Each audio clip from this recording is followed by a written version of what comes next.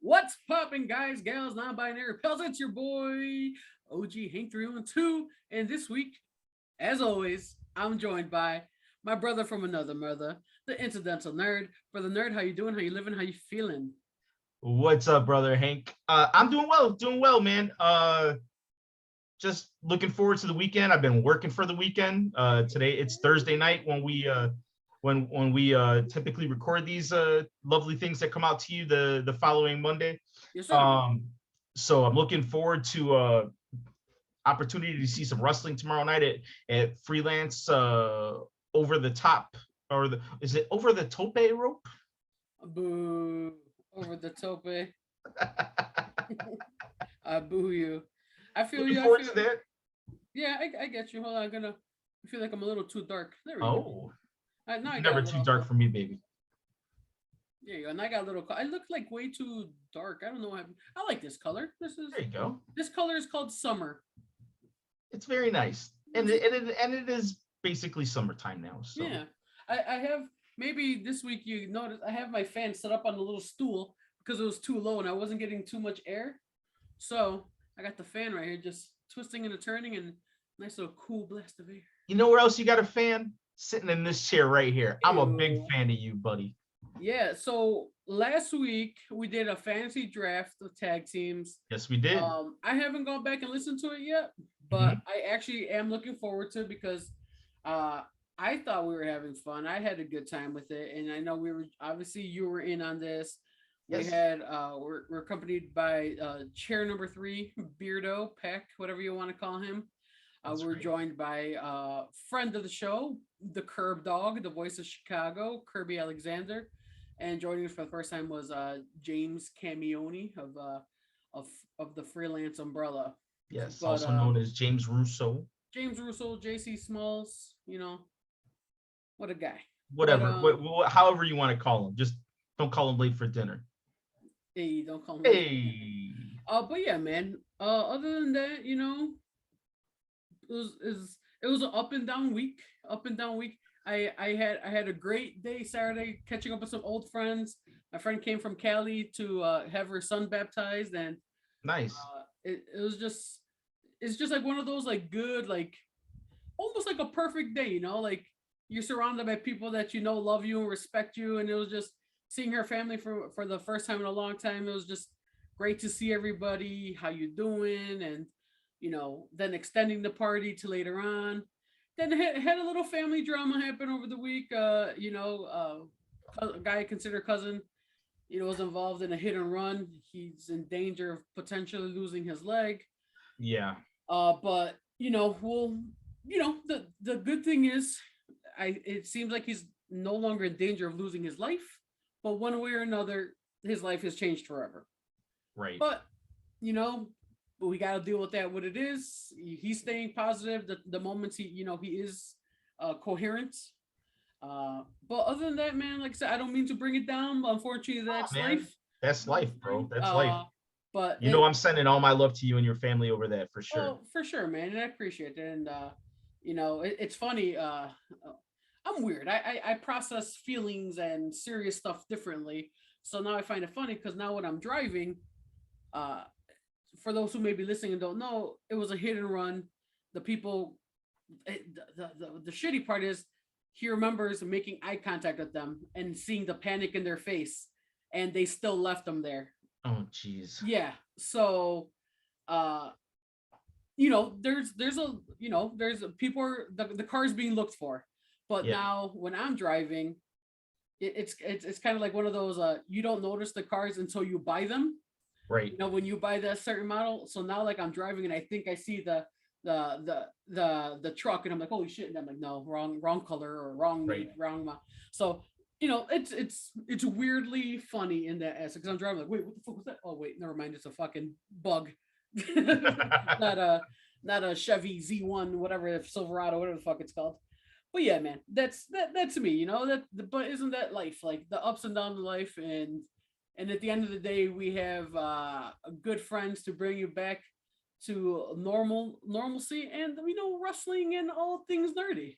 Indeed, indeed, And indeed. work. We got a new person at work. I had her as a student today. It's going well. It's going fun. Nice. Yeah.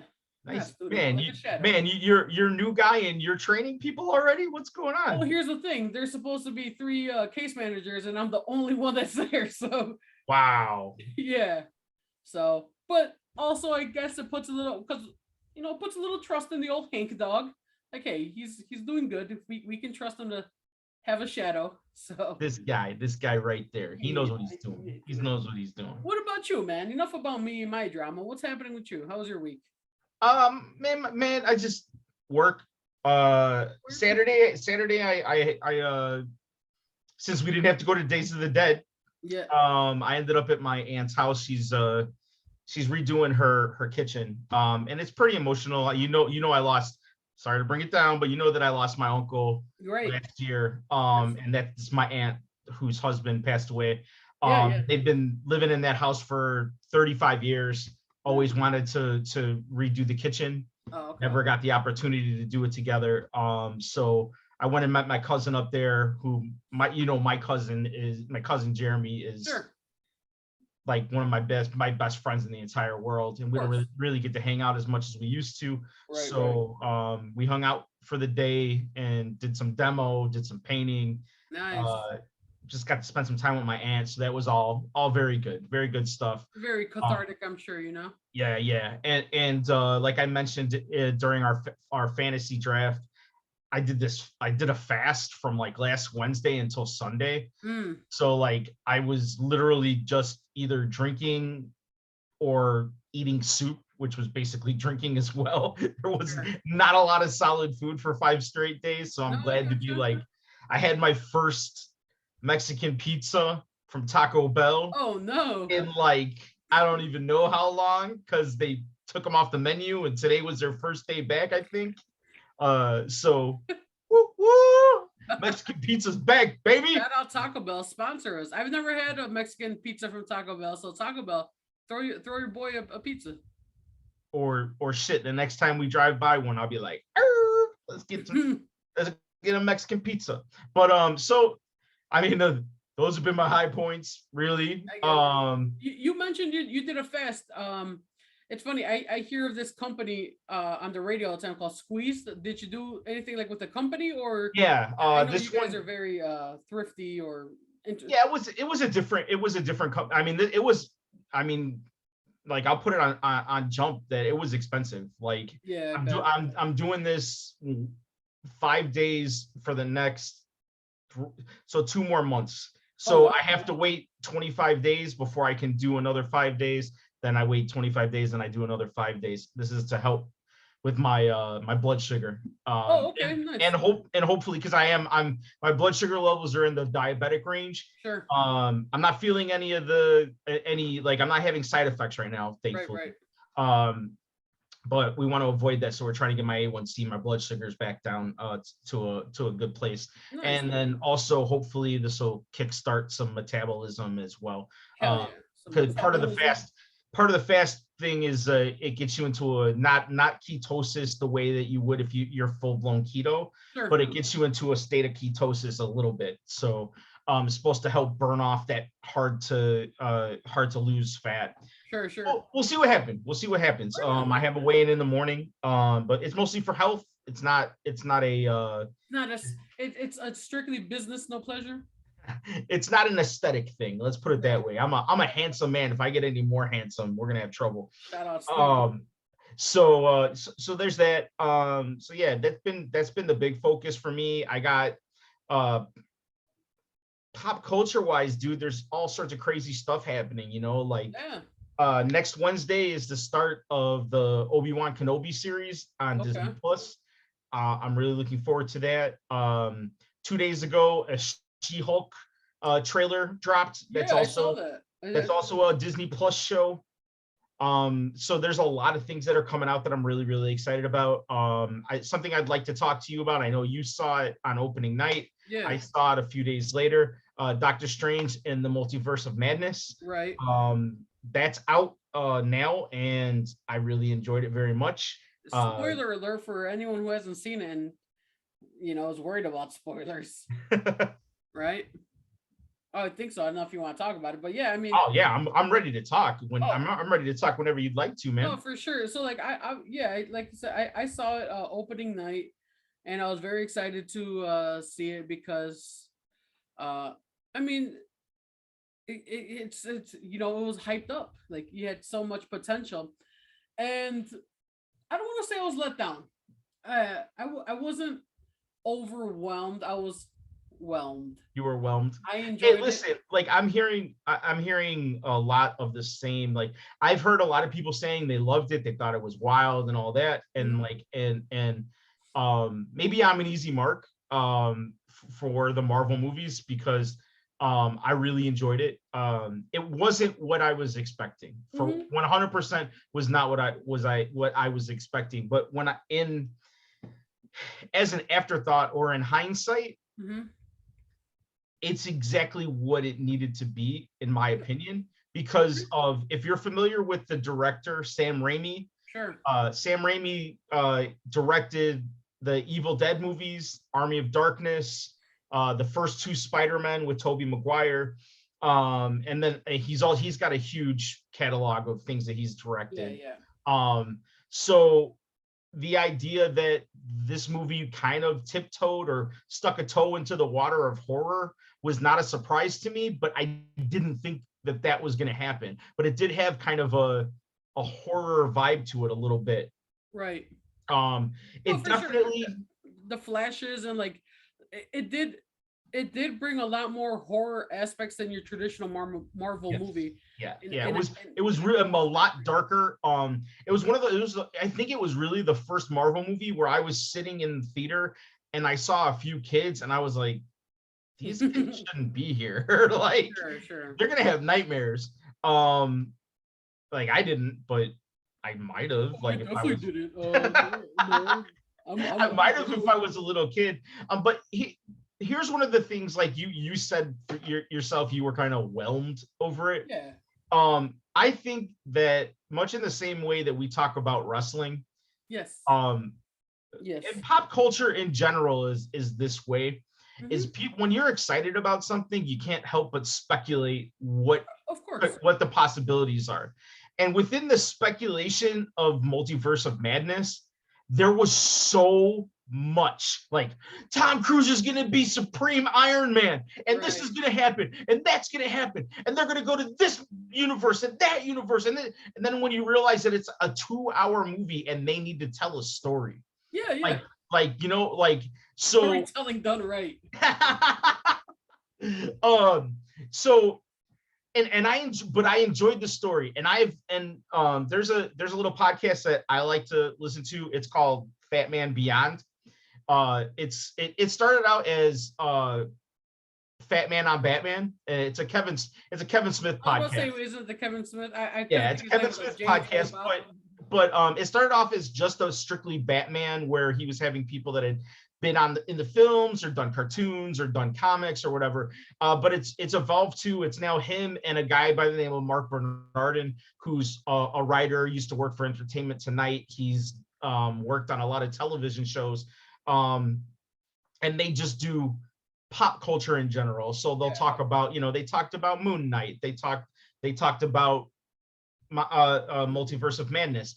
Mark Bernardin, being the writer that he is he's a very big critic of everything. He thinks of everything critically, which I don't have the ability to do a lot of the times. If I go into a movie, I'm just like, wow, pretty pictures. Oh, like these are the guys I used to read in comic books, Of and course. that's enough. But for someone with a more discerning taste, even though he does have a background in knowing the different characters, he's able to break it down. And he said, like, and I'm sure he's not the only one, but like Wanda basically didn't need to be the villain. Uh, Doctor Strange doesn't really take a journey in the movie. Like there's no growth there other than spoilers. Yeah. He gets a third eye Sure. Sure. at the end of the film. But it's an interesting thing. And we're not really giving anything away when you're talking about what was in the trailers. everybody kind of already knew that some form of the Illuminati would be in it, right? And that caused a lot of speculation because of the characters that have been part of the Illuminati in the comics. Yeah. So you know, the MCU did a version of the Illuminati in one of the universes. It was really cool. A lot of people thought that there was possibly going to be some Fantastic Four in there, and a lot of people were right. So we got John Krasinski as Reed Richards, which I thought was just awesome casting. I think so too. Yeah.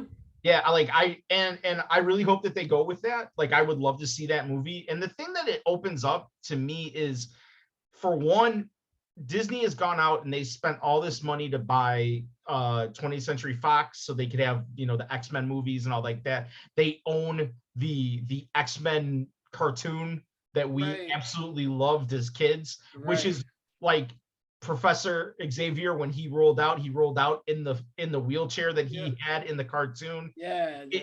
If you pay very close attention, and they kind of give a nod to it, you don't have to pay too much attention, but there's a scene where Doctor Strange and America Chavez are going through a bunch of universes all like really quickly. Yeah. And when they're finished, Doctor Strange says, were we cartoons briefly? So so there's that nod to like, and that cartoon is coming back. It's going to be called X-Men 97. Yeah, I've heard.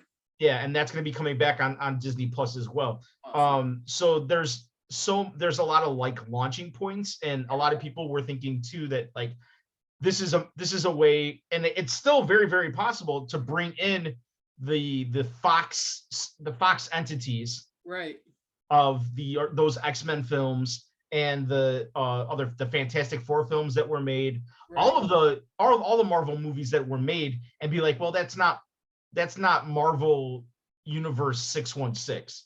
That's a different universe, which I think is neat. It's for me, it's a nice little, like, ties it up in a nice little ball. Yeah, me as a fan who, my introduction to the X-Men and all them isn't the comics, because I was never a comic collector.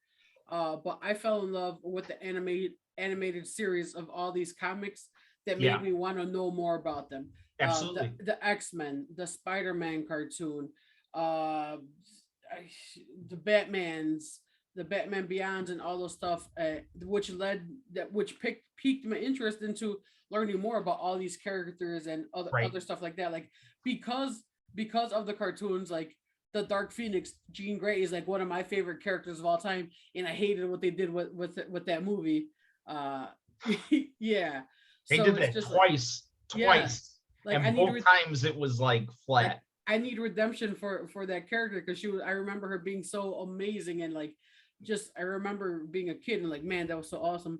But that was the first comic book storyline that I remember getting into, and that had happened years before I started reading comics. The Phoenix, but yeah, the Dark Phoenix saga. But they used to publish a thing called X-Men Classic.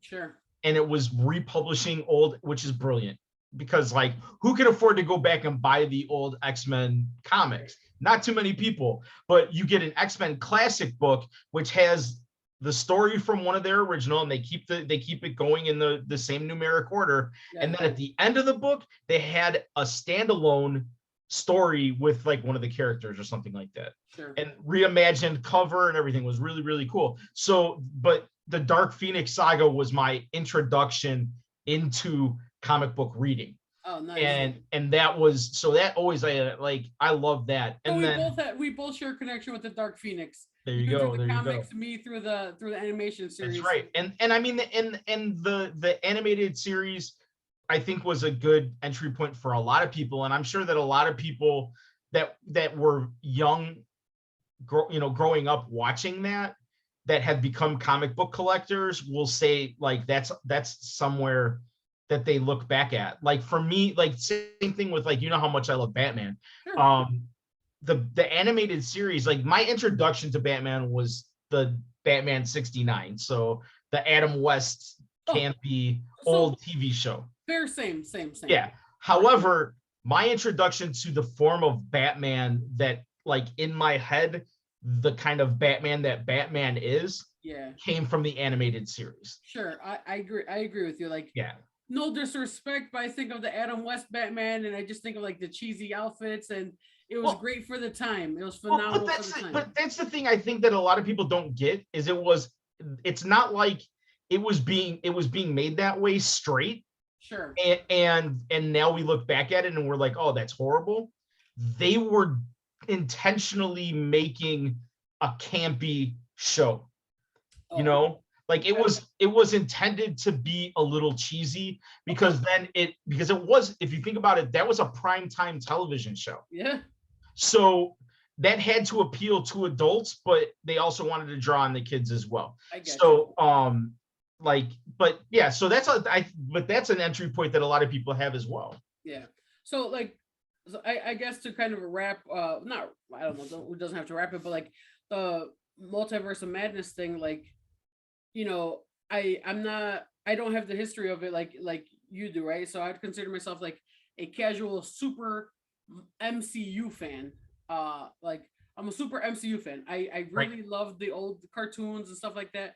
But once again, never read the comics, so a lot of these backstories and like really intricate stuff, I don't pop for because I'm not so familiar with it until after, like, I'll see a TikTok of Straw Hat Goofy and he'll tell me like, oh, did you see that? And then he'll explain why that was so cool. Then I'm like, oh shit, that's fucking dope. Like, awesome. And I'll be honest with you, you know, like I call myself incidental nerd. And we've talked about it over and over again of why I do it. It's because the things that I loved growing up, they're nerdy. They're nerdy things. However, like I love so many nerdy things you can see from my office. Yeah. So I didn't dedicate my mind to one thing. So I don't have and listen, nobody has the encyclopedic memory and knowledge that our buddy Ask Dan Escobar has of comic books. Like he's like one in a million. Sure. But I don't consider myself by any means like a strong or a hardcore comic book fan. I'm very much in the same realm as you. Now, I've read more books than you have. Absolutely. Sure. I collected for a short period of time. No. I collected for a very, like, 2 different windows of my life. When I was a kid, and like for a couple of years, and then as an adult, as a casual collector. So it's not like I'm going out and I don't have books that I'm picking up every week or anything like that. So I do the same thing you do. Like if I'm interested in something, I'm on the internet because the internet is what it is. It's you can go and get anything you want to know. Right. Yeah. So what I was trying to say about that was like I did not dislike Multiverse of Madness. You know, I think I went in expecting one thing, and like you said, there are expectations. But I felt like after when I left, I didn't feel like I watched a Doctor Strange movie. I felt like I watched a Wanda movie, and I felt manipulated because I felt like, okay, Marvel knew what they were doing.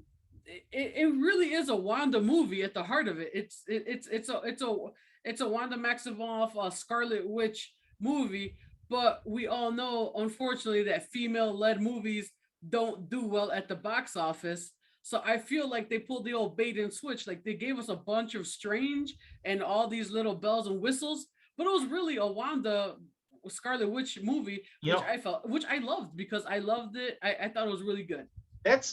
That's an interesting perspective that like I didn't think of that. Like, but you're right. Like, because I've heard a lot of people questioning her being the villain. But like if you understand Marvel and you watching the MCU films, you do understand she's like one of the singular most powerful entities in the multiverse. Right. Yes, absolutely. So, you know, if you watched WandaVision, you know how fucking powerful she is. And that was like touching the tip of her power. Right. Like the way that, spoilers, giant spoilers, the way she killed Black Bolt, also just like, how fucking powerful is that? She decimated the Illuminati. I can't believe I had to watch Charles Xavier die for like the second or third time in my life. Like, what the fuck? That's my Charles Xavier. She fucking shredded Reed Richards. Yeah, dude. She blew Black Bolt's head up inside of his head. She cut Captain Black Bolt is from the Inhumans. It's not a very it's not a there was a television show that like Agents of S.H.I.E.L.D. kind of led into Inhumans. There was a television show. It didn't really do well. It is a comic book that's got, it's one of those where like they dug way back, kind of when the same way that they did Guardians of the Galaxy, and everybody was like, I was literally just to say, so like everybody was like, what the fuck is Guardians of the Galaxy? But like, so they took a swing. Same thing with Eternals. They took a swing. Like they don't always hit them out of the park. Guardians of the Galaxy was put in the right hands, and it was a phenomenal thing. Inhumans was fine. It was okay. Eternals, was all right. Yes, Forget about it. But yeah, like I didn't even think about the bait and switch thing. Because I mean, yeah, Doctor Strange is highly like, I think that there's a lot of function that this movie provides. Yeah. There's a lot of like the whole thing I was talking about with the multiverse, where and it's a kind of a launching off point where like you go from No Way Home, Spider-Man No Way Home, which was very epic. It was like this, like everything felt so important, and just like there was I don't know what the word I want to use is, but there was some gravitas to everything that they were doing. Sure. And you don't have that much. Give me one sec, sorry. Yeah, no problem. I'm just gonna keep talking. Yeah, please do. I'm still here. So you don't have the same feeling in Doctor Strange. There's not that same urgency. Urgency is probably the word I'm looking for. I agree. So it maybe it could have been Doctor Strange Part 2, Part A, and Part B, and that would have been and they could have told a more interesting story. But with the story that they did tell, I still enjoyed it, and there were elements in it that like. One of the things I really enjoyed was, first off, they kind of brought back in some of the, if you watch the What If. Oh yeah. If you watch the What If series, I think 3 or 4 of the episodes were brought into the film, including Captain Carter. That I love Captain Carter, and the evil Doctor Strange, right? And zombies, because there was Doctor Strange is a zombie, right. Which again, that goes right back to the Evil Dead and the Army of Darkness stuff. Those are zombie films, at the root of them. So but then it's interesting, it did one of the things that I really don't care about, or I don't care for in comic book films, and it's establishing a character, rooting that character, and then killing the character off. And I don't know what they're gonna do with Wanda, the Scarlet Witch, but I wasn't expecting that to happen. Yeah, no, I agree with you, and like I said, I didn't dislike the movie. I think partially it's my own fault because I bought into so much of the hype. But like it was still a good movie. Like it's still a good movie, but it just unfortunately the last few years of Marvel has given us epicness. It was epic. Endgame and Infinity War, and then the Marvel series have been excellent on Disney Plus. Loki was awesome. WandaVision was awesome. I loved Falcon and the Winter Soldier. Captain America and the Winter Soldier. I loved those films, and I mean Spider-Man No Way Home. Is that what it was called? Yeah. Yeah, one of my favorites. Not even just Marvel movies, but just like I love Spider-Man. I connect so not. I love that character. What a phenomenal movie. So it's just like. And it was good. It was really, really, really, really, really good. Like, but it doesn't compare to the top tier And right. there's nothing wrong with that. Like, no, and you're absolutely right. There isn't anything wrong with that. right. Just as much as picking up not every comic book is going to be your favorite comic book or anything. Not every wrestling match that you watch is going to be your favorite wrestling match, as we know. Right. Which I not to make a complete right turn here. Let's do it. But speaking of favorite wrestling matches, by a fluke, like I still tape New Japan or record. I'm an old man. I record New Japan on my VCR DVR on my DVR, and the last episode or maybe 2 episodes ago was the Windy City Riot. So the show that happened here on the day before Mother's Day. Yeah. Or no, excuse me, the day before Easter. Yes. And the main event of that show was Jon Moxley versus Will Osprey. Oh, Will Osprey, yeah. And I'm a fan of Will Osprey. Sure. But this was a very different Will Osprey than what I've seen in the past. Sure. And I haven't seen a lot of New Japan like of late. Yeah. But man, 5-star match. Yeah. 5-star fucking match. Nice. Him and Mox went hard. And I love they fucking there were only 2 matches on the show. It's because it's an hour-long show. So they had Ishii versus Murder Grandpa. That was the first match, and then it was Moxley versus Osprey. And both of them were stiff matches. Like it was really, really good. So I wanted to throw it out there. If anybody hasn't seen those matches, if you have the ability to, and in this world, come on, everybody has the ability to find it on YouTube or wherever especially the Will Osprey, Jon Moxley, that opened my eyes to a whole different Osprey. And that might be what he's been for a while, but it's just, I haven't seen it. Sure. No, that makes sense. That's fun. I thought you were going to take it to Sasha Banks and Naomi. Well, that is another topic of conversation. Right. I mean, I think that's blowing up the internets right now. Yeah. You know, for those of you that are listening that are not familiar with what happened, all day on Monday leading up to the broadcast of Monday Night Raw, WWE all over the interwebs was promoting a six-pack challenge featuring Sasha Banks, Naomi, Asuka, Becky Lynch, Nikki ASH, and Doudrop. Right. We get into Monday Night Raw, and it starts to come out through the broadcast. Corey Graves drops in that Sasha and Naomi walked in, or they were seen with their luggage leaving the building. Right.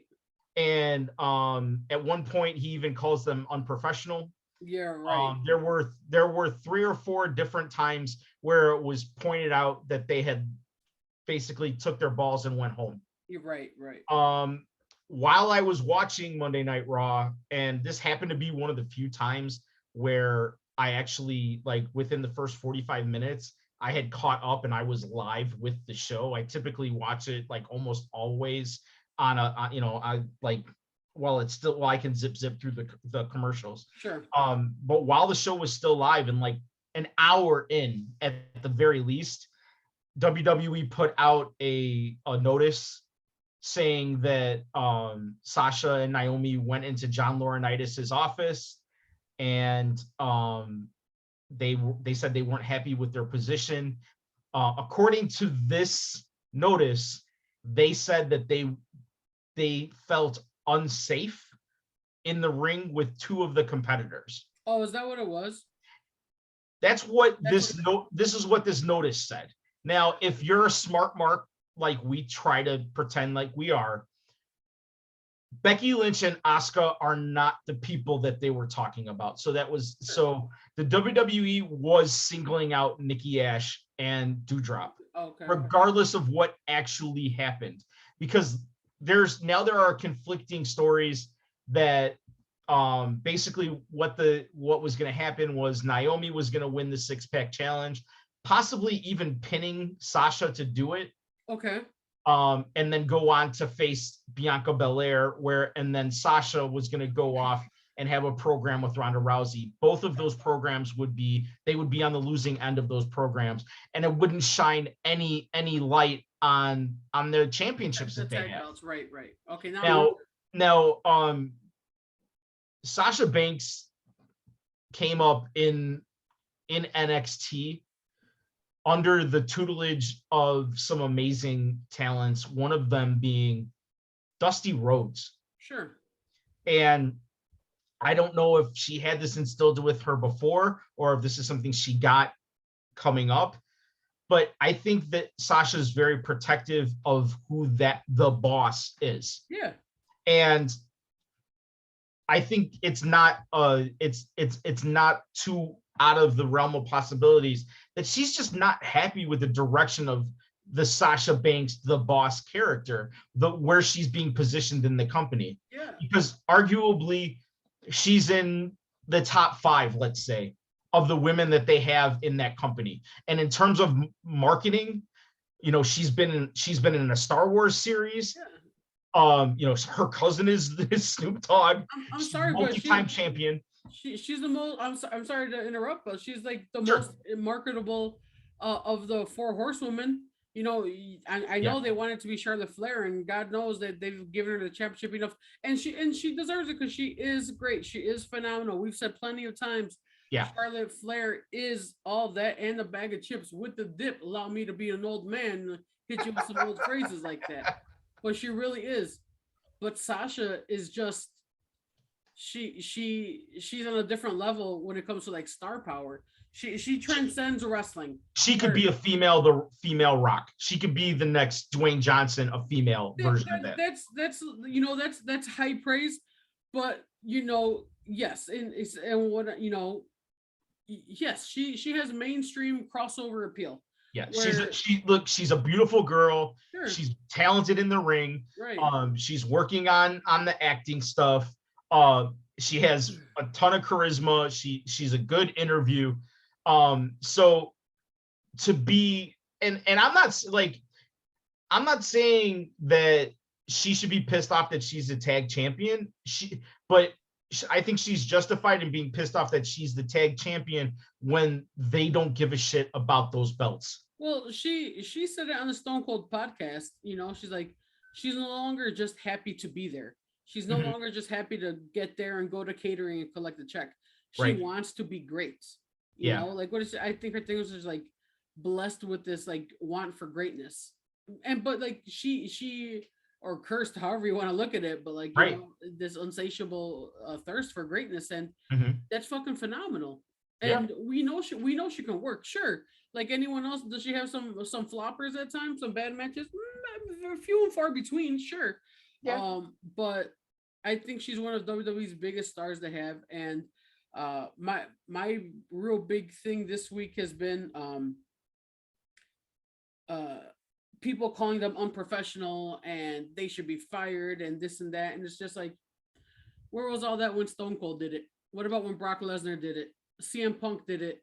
Tony Storm just did it, and everyone was like, "Yas, girl, go fucking get it." Jeff Hardy just did it, and I was like, yeah, about fucking time. Jeff deserves it. Like, keep that same fucking energy. And I'm sorry to be that guy.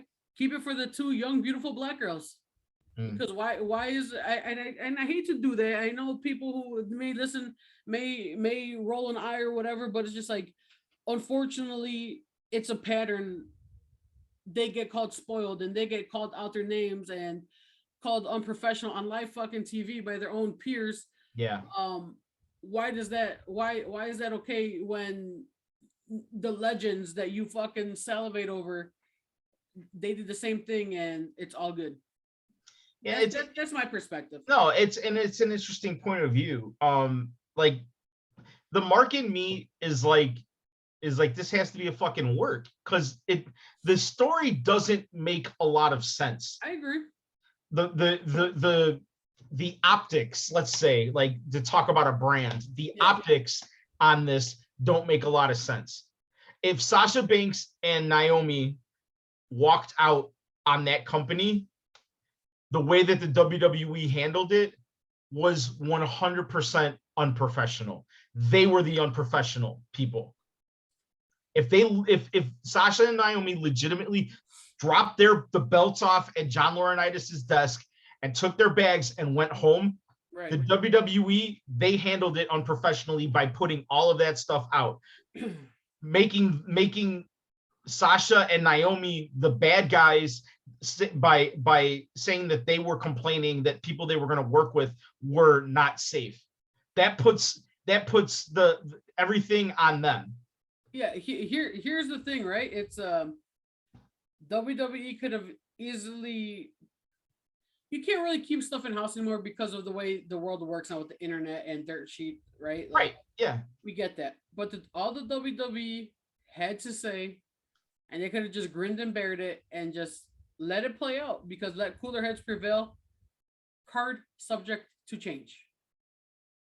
That we've heard that our entire lives. We know that phrase literally because of wrestling.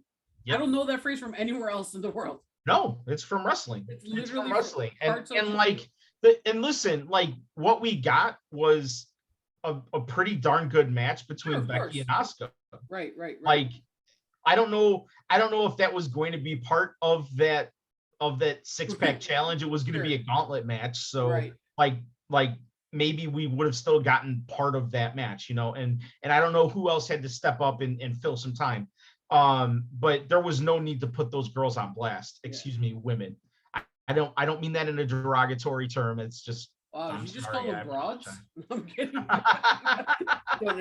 You know, and you know, I got to mention them if it's not. But I don't listen to Busted Open like I used to. But I did happen to catch them, and that guy Bully Ray.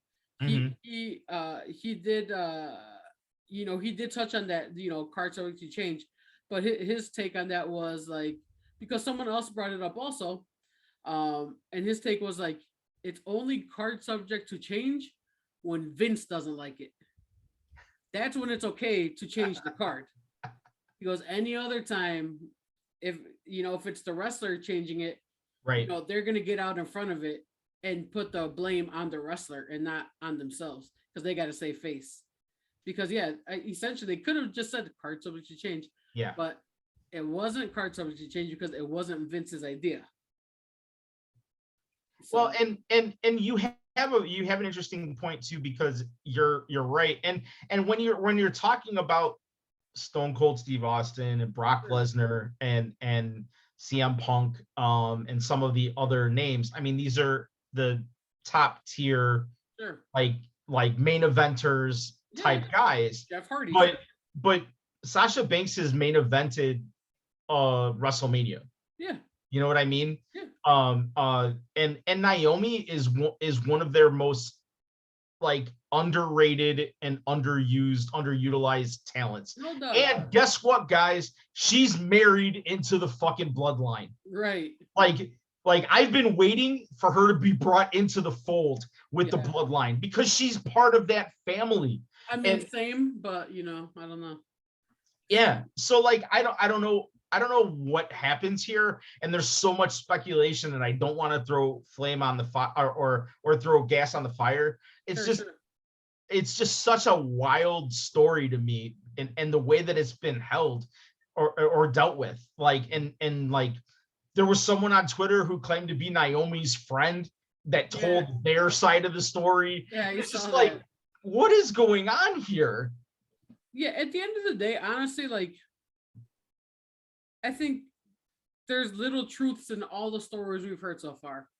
I mean, we both have a mutual friend who said in one of our chats, quote unquote, according to his sources, me and you know who his sources are. I'm not gonna say that, but like, he knows people personally that work for WWE that are in television.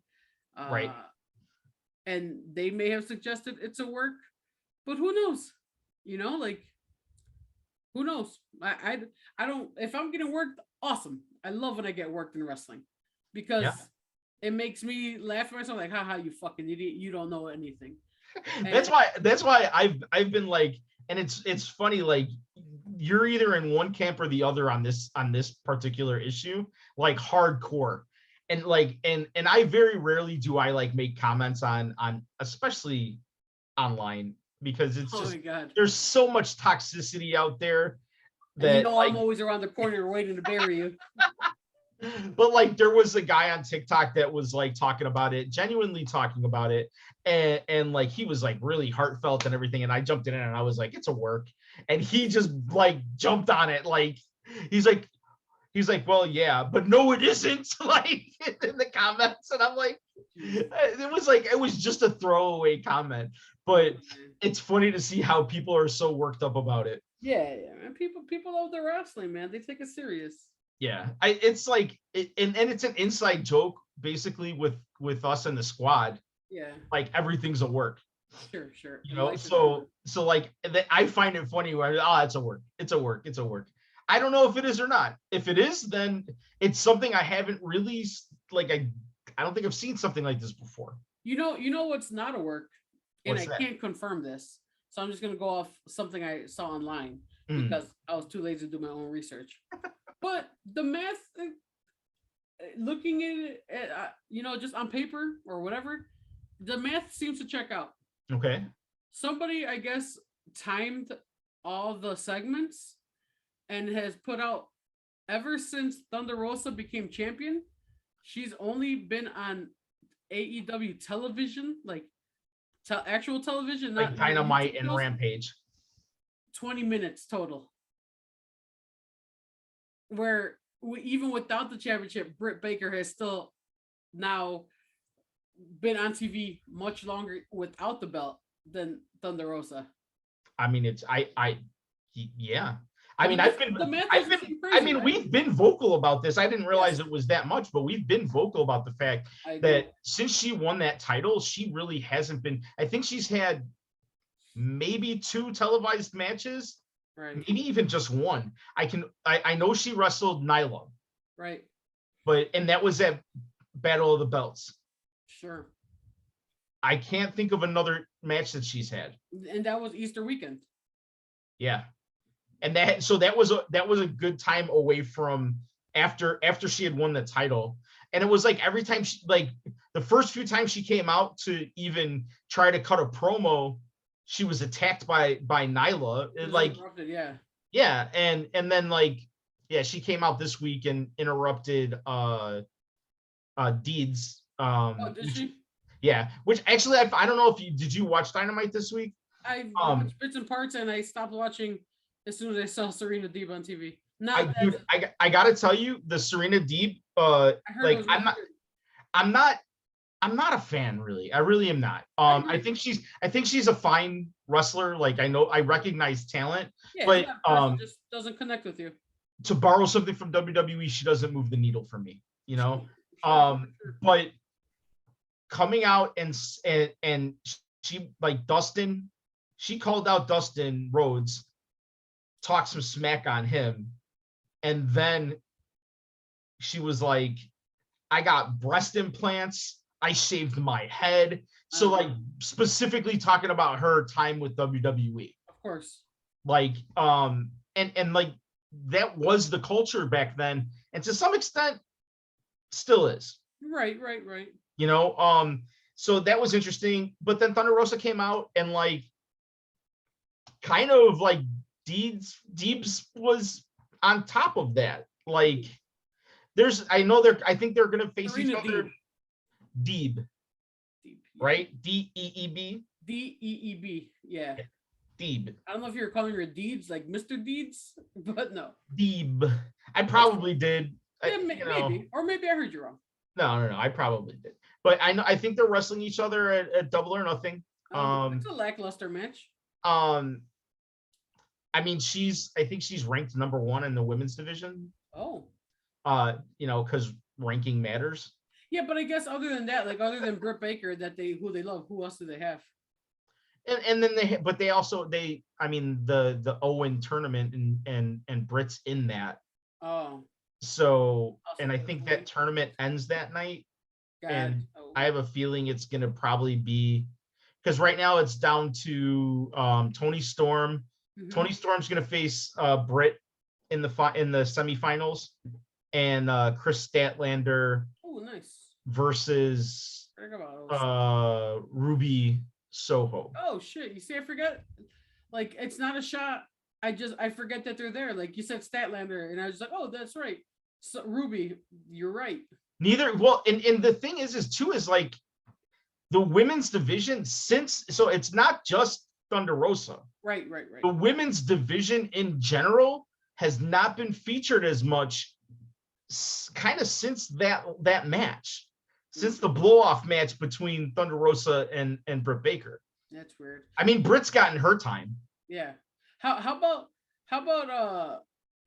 moving on, because in the interest of time we should wrap this pretty soon, but I hear you.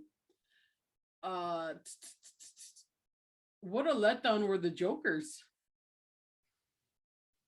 Like, when I didn't expect Gargano, but when I saw Johnny Elite, I was like,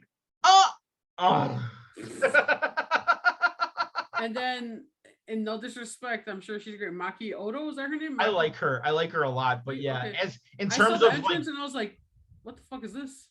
But I don't connect with that form of entertainment. Okay, like I mean, she pops me like she does some stuff, like especially the falling headbutt that she does, where she just goes limp and falls off to the side. That cracks me up every time. But when they have Jokers, there is always the potential for like a big debut, of course, or for someone to return. So yeah, it was a little bit of a letdown. I don't know if this means that Johnny Elite is all elite now, or was it a one-off? Who knows? Yeah. I thought as soon as we saw Johnny Caballero Mundo Puto, whatever his name is, we were gonna get Taya Valkyrie as that would have been nice. That would have been nice. Yeah. Yeah. Hey, honestly, like for me, as soon as I saw Ciampa tweet out hanging with a bunch of Jokers, and it was him, Johnny, and Candice, I was like, oh, well, it's definitely not them now.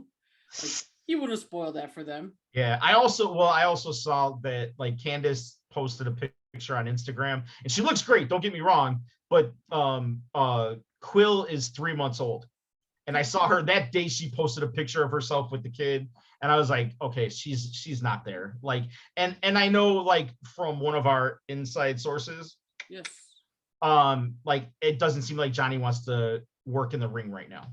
Right. So I thought that was a kind of a long shot, but like, where's Miro? He's everywhere, bro. Where's Miro, bro? Isn't he doing some show I saw or heard? Oh, I don't know, but like, there's Miro would have been a great Joker, but yeah, I saw on Twitter he's gonna be on like some TNT show. He was like in the promo video for it.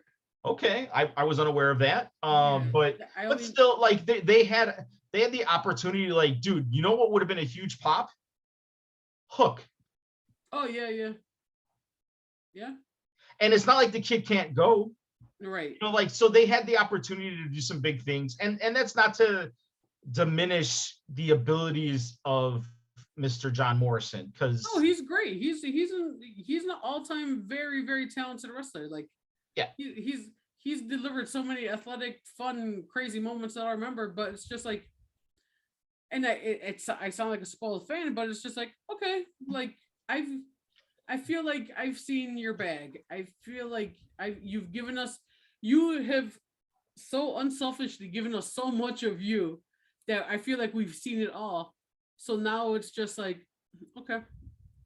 He's doing his parkour. Yeah, and I don't mean to sound negative about it, but unfortunately that's the way it's gonna come off, you know? Like, no, I understand what you're saying, because like he doesn't like I said about Serena Deeb. She doesn't move the needle for me, neither does John Morrison. I've enjoyed his work in the ring because, like you said, I mean, the athleticism is undeniable. Like, he's done some things, and you're just like, the human body shouldn't be able to do that. Right. So in that sense, that's amazing. But like, yeah, it didn't really do much, and I don't think if Tony Khan thought that was going to get a huge pop, well, he was sadly mistaken, because it didn't. And even I don't know if this was like a purposeful thing to like do to draw attention, but they tweeted out like Johnny Gargano's here, and they tagged Gargano. The official AEW account tagged Johnny Gargano, but then they quickly deleted it. Like now, I don't know if that was a thing. Like, all right, let's keep it up there for about 10 seconds, let people get their screenshots. Right. But because once again, I'm a fucking big dork and I think everything's a work. Well, but the thing too is like, does that get a few more eyes on the products? Because oh shit, Gargano's going to be on AEW tonight. Right. So at least, and it was the first match of the night. Right. So right. you could have tuned in and been like, oh, it wasn't Johnny. I'm done now. Whatever. Right. So, you know, in this, and I did want to bring this up. Have you been watching Raw the last couple of weeks? Yes and no, a little bit. Just all my wrestling watching has been up and down and very sure. I'm not watching no full shows. I'm fast forwarding through a bunch of stuff. Gotcha. Okay. WWE has started doing something very interesting the last 2 weeks. Okay. 2 weeks ago, they said at 9:00, Cody Rhodes is going to be here. Appointment viewership. I have noticed that. Right. And then this Monday, they had a little clock in the corner of the screen counting down when Cody was going to be out. Down to Cody. That's right. And so it's interesting. It's interesting because it's like that's not anything that I've ever known the WWE to do. And because they know they have a hot commodity right now. They might have gotten a little bit of a spike in their ratings thanks to Cody coming over. And so it's like, well, with the NHL playoffs and the NBA playoffs going on right now, we're going to tell our fans sitting at home when to tune in to see what they want to see. That's smart. I think that's smart, honestly. Yeah. I think it is. And honestly, you know, I was always a Cody fan. I fell out of favor a bit with Cody.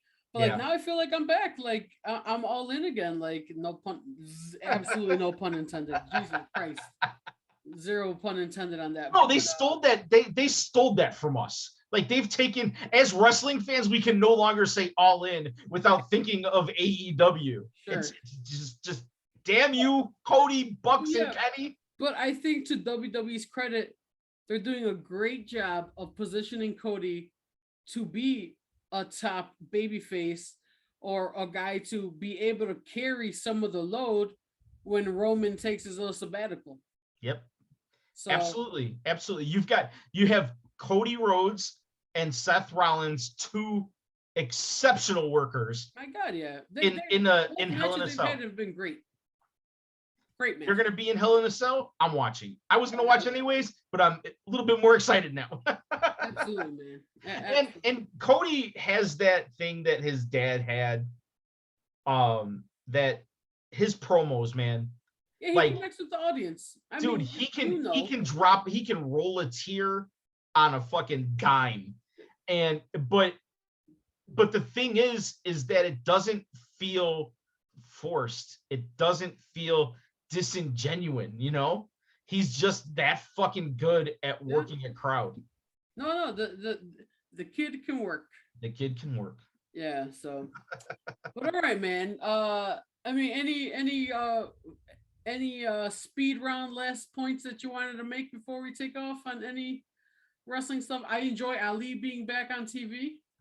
I do, but I'd like to see more. I want to see him on a premium live event.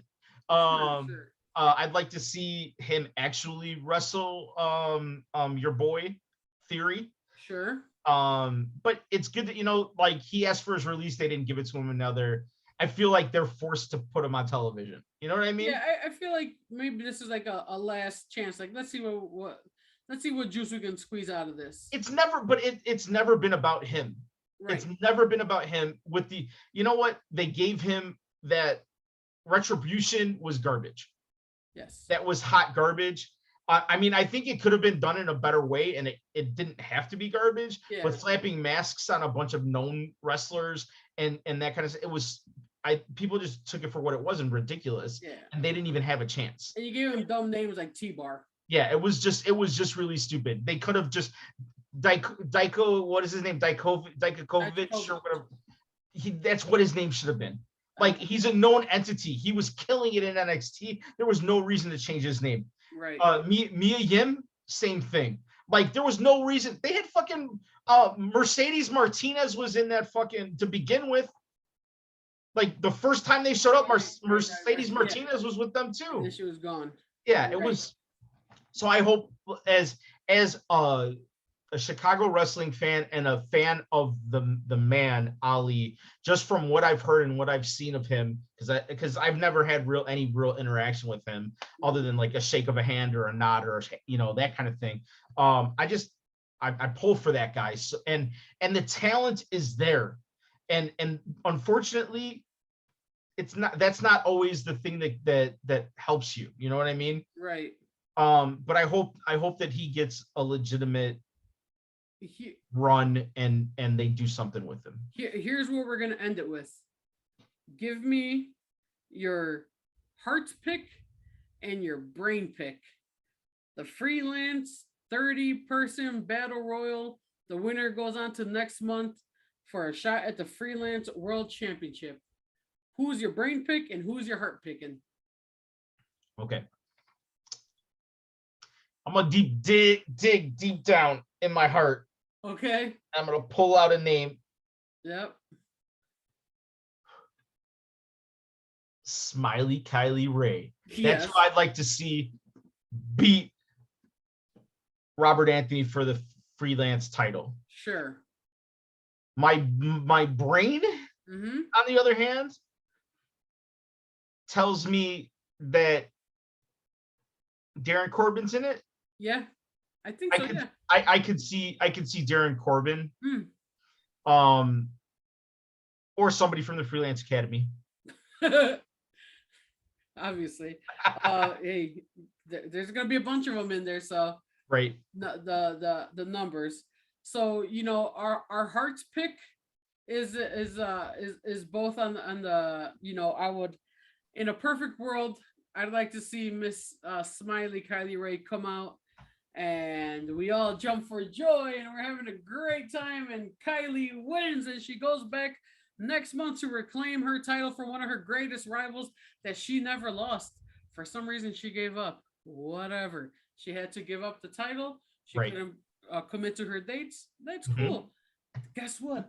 My heart saying she's back. She's going to win the Battle Royal. She's back. It's time for the big time again. Smiley Kylie Ray versus Robert Ego Anthony for the Freelance World Championship next month, and all is well in the world. But then I remember she's in a program with someone else, and it just gonna kill you. Sorry.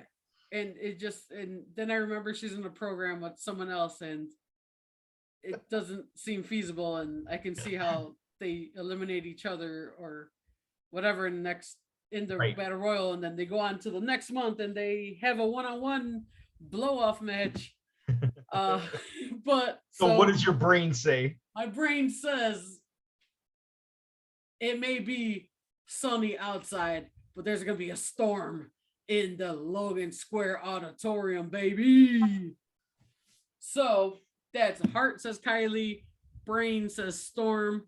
The kid's been picking up wins left and right, and all to his credit, he has been delivering when he's getting in the ring.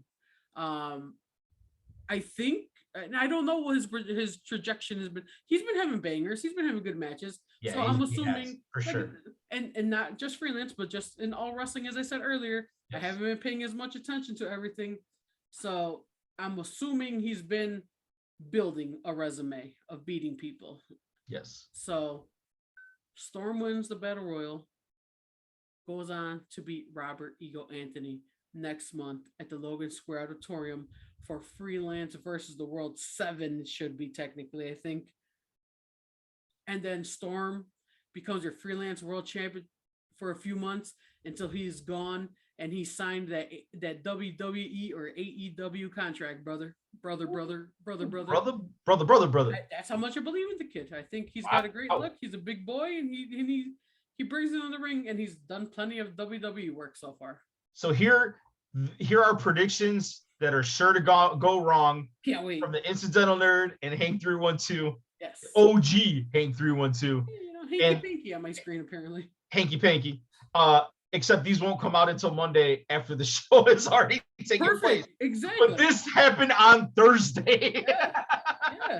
I think that's the fun of it, to see how wrong or how more likely how fucking wrong we were. Yeah, 100%. Yeah. But I look forward to spending some time with you, my brother, at the show. I hope that those that are listening to this went to the show and enjoyed it or caught it on IWTV. Yep. And other than that, you ready to get out of here, brother?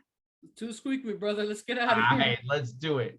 Right there, that's Hank, OG Hank 312. Man, that's me. I'm Hank. I'm Henry. I am the Incidental Nerd. Together, we are for the pop.